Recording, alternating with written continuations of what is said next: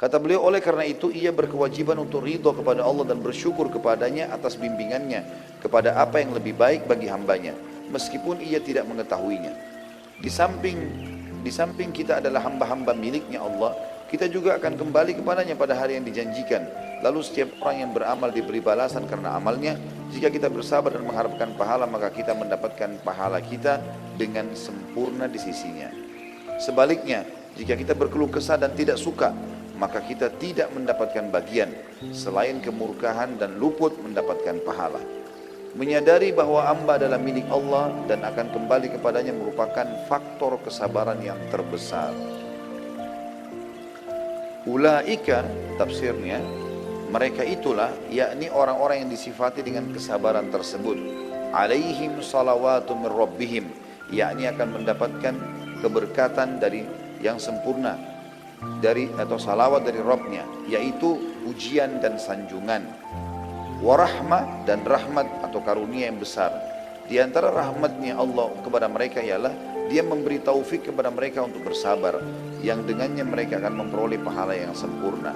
Wa ulaika humul muhtadun, dan mereka adalah orang-orang yang mendapatkan petunjuk, yakni orang-orang yang mengetahui kebenaran. Dalam hal ini mereka mengetahui bahwa mereka adalah milik Allah dan mereka akan kembali kepadanya, serta mereka mengamalkan tuntunannya. Yang dimaksudkan ialah mereka bersabar karena Allah. Ayat ini menunjukkan bahwa siapa yang tidak sabar, maka ia mendapatkan kebalikan dari apa yang didapatkan dari orang-orang yang bersabar.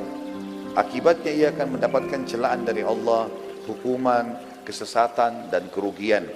Betapa besarnya perbedaan di antara dua golongan itu. Betapa kecilnya kepenatan orang-orang yang bersabar, dan betapa besarnya kepenatan orang-orang yang berkeluh kesah. Artinya orang yang sedang ditimpa musibah, orang yang sabar punya penat, tapi tidak sebesar orang yang kalau berkeluh kesah. Karena dia sudah menghadapi masalah, berkeluh kesah lagi, dia jauh lagi dari rahmatnya Allah, jadi banyak sekali kerugiannya. Kedua ayat ini berisikan pemantapan hati dalam menghadapi musibah sebelum terjadi, agar musibah terasa ringan dan mudah ketika musibah terjadi. Menjelaskan apa yang harus dilakukan ketika musibah terjadi, yaitu sabar.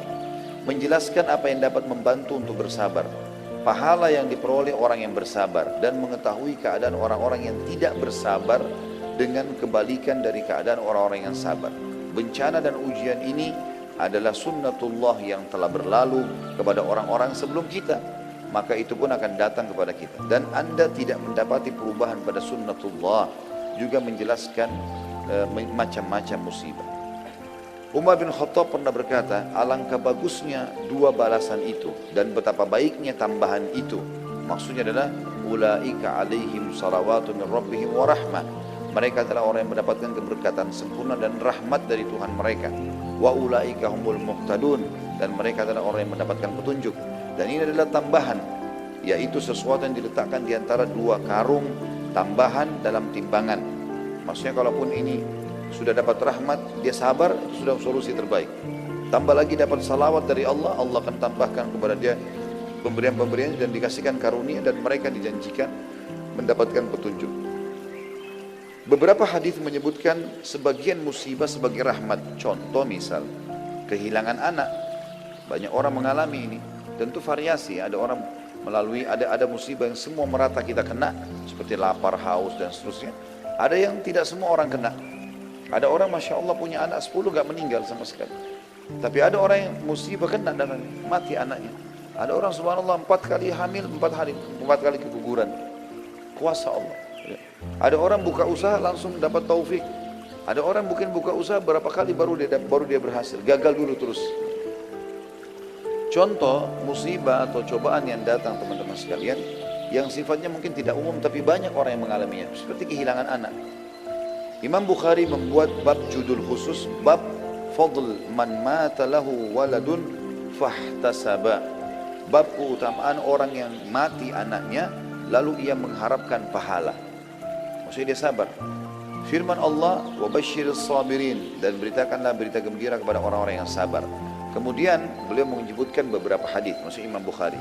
Yang pertama adalah Abu Hurairah radhiyallahu anhu meriwayatkan dari Nabi SAW, beliau bersabda, la yamutu li muslimin thalathatun minal walad fayalijan nar illa tahillatal qasam. Tidaklah seorang muslim mengalami kematian 3 anak lalu ia masuk neraka kecuali hanya sekedar berlalu saja. Ya, maksudnya ini musibah, lahir anak 3 sampai mati sebelum balik. Jadi dalam hadis dipastikan, kalaupun dia punya dosa-dosa, tentu di sini selain dosa syirik dan kufur ya, maka Allah dengan kemahamurahannya hanya membuat dia lewat saja di neraka, kemudian dia akan masuk dalam surga. Muhammad bin Ismail Bukhari juga mencantumkan hadis-hadis menjelaskan firman Allah dalam surah Maryam ayat 71, wa in minkum illa wariduha, dan tidak ada seorang pun dari kalian melainkan akan mendatangi neraka itu. Maryam 71. Hadisnya beliau angkat, Abu Hurairah radhiyallahu anhu meriwayatkan Rasulullah SAW bersabda kepada kaum wanita Ansar pada saat menafsirkan ayat ini juga, la yamutu li ihdakunna thalathatun minal waladi fatahtasibah illa dakhalatil jannah faqalat amra'atun minhunna aw ithnaini ya Rasulullah qala aw ithnain. Tidaklah kata Nabi SAW ceramah di depan para wanita-wanita muslimah pada satu di Madinah dari kaum Ansar, tidaklah salah seorang dari kalian mengalami kematian 3 anak lalu mengharapkan pahala sabar, melainkan pasti masuk surga. Seorang wanita yang hadir sempat bertanya, bagaimana dengan kehilangan 2 anak wahai utusan Allah? Kata Nabi SAW, ya, kehilangan 2 anak juga termasuk. Perawi hadis Abu Hurairah mengatakan, saya yakin kalau ada wanita juga bertanya, bagaimana dengan 1 ya Rasulullah? Maka Rasulullah SAW pun akan mengatakan 1 juga. Hadis selanjutnya diangkat oleh beliau adalah dari Anas radhiyallahu anhu, ia mengatakan Nabi SAW bersabda, ma minan nasi min muslimin yutawaffa lahu thalathatun lam yablughul hinth illa adkhalahu Allahul jannah bifadli rahmatihi iyahum. Tidaklah seorang muslim mengalami kematian 3 anak yang belum mencapai balik, melainkan Allah memasukkannya ke dalam surga dengan karunia atau rahmat kepada mereka.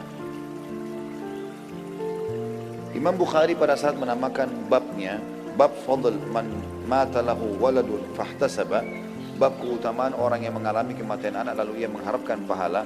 Az-Zain bin Al-Munir mengatakan, musannif atau pengarang atau Imam Bukhari maksudnya mengungkapkan dengan kata fadl, keutamaan, untuk menghimpun di antara 3 hadis yang berselisih yang telah dikemukakannya. Karena pada hadis yang pertama disebutkan masuk surga, pada hadis yang kedua disebutkan dihalangi dari neraka, dan pada hadis yang ketiga disebutkan pembatasan masuk dengan sekedar berlalu saja di neraka. Maka masing-masing darinya terdapat ketetapan keutamaan bagi siapa saja yang mengalami hal itu, dan segi komprominya bisa dikatakan masuk surga itu tidak mengharuskan terhalang dari api neraka disebabkan hajab atau terhalang dari neraka itu sendiri. Terdapat faedah lain, yaitu hal ini mengharuskan juga masuk surga sedari awal. Adapun yang ketiga, maka yang dimaksud dengan al-wurud ya, atau masuk hanya melintas neraka saja, bagaimana pembahasannya akan disebutkan saat ya, pembicaraan perkataan illa tahillata qasam, kecuali sekedar berlalu. Orang yang melintas di atasnya ada beberapa macam. Di antara mereka ada yang tidak mendengar desisan neraka. Mereka ada juga orang-orang yang telah ada untuk mereka tetapkan yang baik dari Allah bagi mereka, sebagaimana disebutkan dalam Al-Quran. Jadi tidak ada kontradiksi ya, antara masuk surga dan terhalang dari neraka. Bukhari juga mengungkapkan dengan perkataannya walad atau anak, karena ini mencakup 1 anak atau lebih.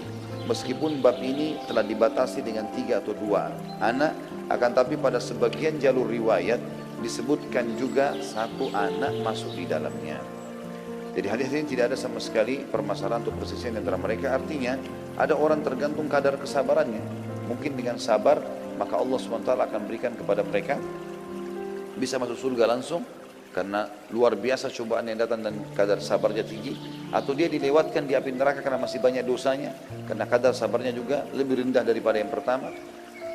Dan juga ada orang subhanallah yang sudah langsung diselamatkan dari api neraka oleh anak-anaknya tadi atau dalam musibah yang sedang menimpanya tanpa hisab. Kemudian diangkat oleh beliau, dikatakan juga musannif atau Bukhari mengangkat hadis dari Abu Hurairah secara marfu. Yaqulullahu ta'ala ma li 'abdil mu'min 'indi jazaa'un illa idza kabattu safiyatu min ahli dunya thumma ihtasab illa al-jannah. Allah berfirman dalam hadis qudsi, tidaklah hambaku yang beriman memiliki pahala di sisiku ketika aku wafatkan orang yang dicintainya dari ahli dunia, kemudian ia berharap pahala melainkan surga. Ibnu Hibban juga meriwayatkan, saya coba ringkaskan ya, karena ini di bab 8 ini kayaknya cukup panjang, seperti poin 8. Ibnu Hibban meriwayatkan dan Nasai bahwasanya Anas radhiyallahu anhu secara marfu meriwayatkan, man ihtasaba min sulbi thalathan dakhala jannah. Barang siapa yang mengharap pahala karena kehilangan anak ya 3, maka ia pasti masuk surga. Dan tidak ada perselisihan antara hadis ini dengan hadis yang menyebutkan juga 2 ataupun 1 orang.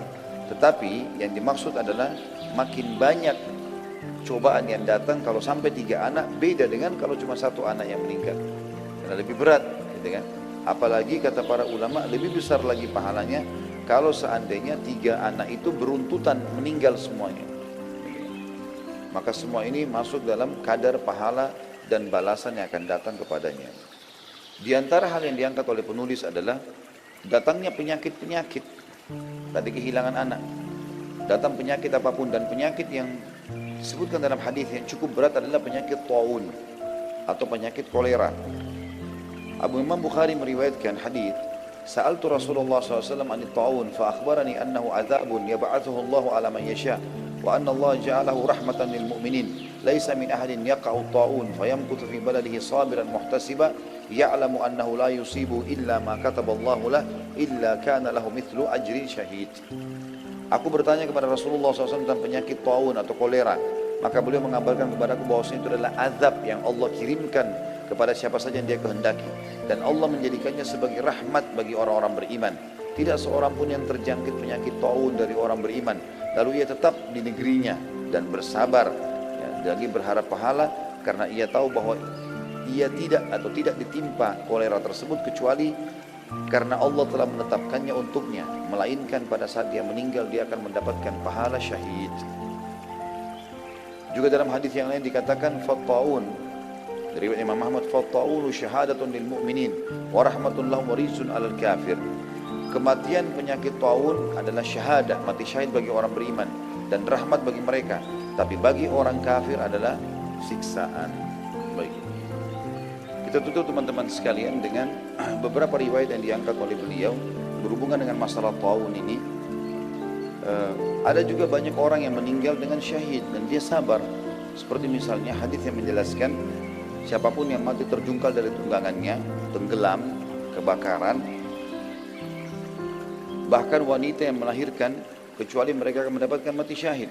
Dan ini semua adalah pahala syahadah, dan ini semua menandakan mereka akan masuk ke dalam tingkat tertinggi surga dengan hanya bersabar dan menghadapi semua itu. Dan juga disebutkan di dalam hadis bahwasanya orang mati syahid itu tidak selamanya harus di medan perang. Sebagaimana riwayat disebutkan Ibnu Mas'ud radhiyallahu anhu bahwasanya Rasulullah SAW bersabda, Inna aktsara syuhada'i ummati ashabul furush wa rubba qatilin baina as-saffaini lahi a'lamu biniyati. Mayoritas syuhada umatku adalah orang-orang yang mati di atas ranjangnya. Mayoritas umatku, syuhada umatku adalah orang-orang yang mati di atas ranjangnya. Betapa banyak orang yang terbunuh di antara 2 barisan, tapi hanya Allah saja mengetahui niat yang sebenarnya. Jadi banyak orang yang masuk medan perang kelihatannya perkasa tapi sebenarnya bukan syahid. Tapi banyak orang yang mati di atas ranjang, justru Allah Subhanahu wa taala berikan dia pahala syahadah. Kemudian yang terakhir teman-teman sekalian, dalil yang diangkat dalam poin 8 ini adalah hadis juga sahih secara marfu. Utbah bin Abdi As-Sulami radhiyallahu anhu meriwayatkan, ya'ti syuhada'u wal mutawaffawna bit ta'uni fayaqulu ashabut ta'un nahnu syuhada fayuqal unzuru fa in kana jirahuhum ka jirahi syuhada tasilu daman wa rihuha karihil misk wa hum syuhada fayajidunahum kadzalik. Nanti syuhada dan orang-orang yang mati karena taun akan datang ya. Dan orang-orang yang penyakit taun berkumpul dengan para syuhada, lalu mereka mengatakan kami juga mati syahid di hari kiamat. Maka dikatakan kepada para malaikat oleh Allah, lihatlah, jika luka mereka seperti luka para syuhada yang mengalirkan darah dan aroma mereka seperti aroma kasturi, maka mereka syuhada. Dan ternyata pada saat dilihat, Allah pun membuat dari tubuh mereka keluar darah dan juga mengeluarkan bau kasturi yang menandakan memang mereka akan mendapatkan mati syahid atau pahala syahadah itu. Dan itu kalau bicara masalah cobaan banyak sekali, tapi penulis coba mengangkat sesuatu yang paling berat, kehilangan anak tadi, dengan penyakit yang kolera. Kita tahu penyakit ini berat sekali ya, karena sebagian tubuh akan bisa tercabut, kulitnya rusak, menular, orang akan merasa itu busuk dan seterusnya. Tapi ini kalaupun datang kepada seseorang adalah sebuah rahmat bagi orang beriman. Allahu a'lam. Mungkin begitu saja. Baik, kita berdoa kepada Allah SWT, semoga majelis kita diberkahi olehnya dan dijadikan sebagai tambahan amal kita pada hari kiamat. Dan semoga seluruh amal yang pernah kita kerjakan sekecil sampai sebesar apapun sampai menjelang ajal datang diterima dengan kemahamurahan Sang Pencipta. Dan semoga semua dosa yang pernah kita kerjakan tidak terkecuali dari yang kecil sampai yang besar, semuanya diganti dengan kemahamurahan Allah menjadi pahala. Kita selalu mendoakan agar semua yang sakit disembuhkan penyakitnya, semua yang terlilit utang dilunasi utangnya, yang belum dapat pekerjaan dimudahkan pekerjaannya, yang belum menikah dimudahkan mendapatkan pasangan yang baik, yang belum memiliki keturunan diberikan keturunan yang baik, yang soleh dan salihah. Dan juga tentunya kita berharap semua yang masih hidup diberikan atau dimudahkan untuk diampuni segala dosanya, dan juga yang sudah meninggal juga sama dimaafkan dan diampuni semua dosa-dosa kedua orang tua kita, seluruh muslimin dan muslimat yang hidup dan juga yang sudah meninggal. Dan kita selalu mendoakan negeri kita agar selalu aman, tentram, damai. Seluruh muslimin berdaun di bawah ukhuwah Islamiyah dan diangkat perselisihan di antara mereka. Dan semoga seluruh ibadah kaum muslimin di Indonesia secara khusus dan umumnya wilayah-wilayah muslimin kembali kepada wahyu Al-Quran dan Sunnah. Dan semoga seluruh wilayah Indonesia juga dikerunai pemimpin-pemimpin muslim yang adil, yang baik, yang kembali kepada Al-Quran dan Sunnah dalam berhukum dan juga dalam ibadah mereka. Dan semoga Indonesia menjadi contoh bagi negara-negara lain. Sebagai penutup, tidak pernah kita lupa saudara kita di Palestina, di Syria, di Yaman, di Irak, di Myanmar, di Ahsa, di mana pun mereka sedang tertindas. Semoga Allah ikhlaskan niat mereka, terima para syuhada mereka, mulakan Islam di tangan mereka dan tangan kita semua, dan semoga Allah partisipasikan kita bersama mereka di pahala baik dengan doa, dengan harta juga dengan jiwa kita. Dan semoga Allah dengan kemahamurahannya menyatukan kita semua di surga firdausnya tanpa hisab. Sebagaimana selalu kita di majelis ilmu yang mulia ini. Kalau ada benar dari Allah, kalau salah dari saya mohon dimaafkan. Subhanakallahumma bihamdika, asyhadu an la ilaha illa anta astaghfiruka wa atubu ilaik. Wassalamualaikum warahmatullahi wabarakatuh.